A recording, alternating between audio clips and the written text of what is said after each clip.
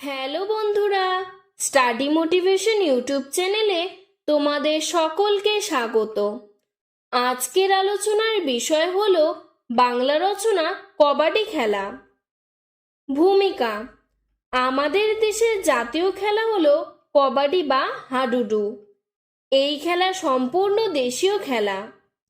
বর্তমানে এই খেলা বেশ জনপ্রিয়তা লাভ করেছে। এশিয়ান গেমসে কবাডিকে অন্তর্ভুক্ত করা হয়েছে।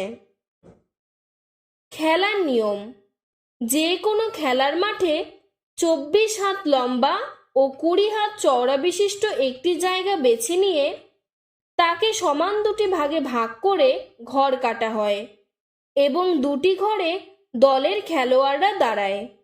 দুটি দলে বিভক্ত হয়ে এই খেলা হয় এবং প্রত্যেক দলে 7 জন করে খেলোয়াড় থাকে। সমগ্র খেলাটি নিয়মানুযায়ী হচ্ছে কিনা তা পর্যবেক্ষণের জন্য একজন রেফারি থাকে। তারপর রেফারির সংকেত অনুযায়ী খেলা শুরু হয়। প্রথমে এক দলের একজন খেলোয়াড় এক দমে অপর দলকে আক্রমণ করে এবং যদি অপর দলের সমস্ত বাধা টপকে কোনো একজন খেলোয়াড়কে ছুঁয়ে নির্বিঘ্নে নিজের ঘরে ফিরে আসতে পারে তবে 1 পয়েন্ট অর্জন করতে সক্ষম হয়। এইভাবে খেলা চলতে থাকে। তারপর যে দল বেশি পয়েন্ট অর্জনে সক্ষম হয় সেই দলই বিজয়ী বলে বিবেচিত হয়। উপকারিতা: এই খেলায় দৈহিক ও মানসিক শক্তির উন্নতি হয়। দেহ সুস্থ সবল থাকে।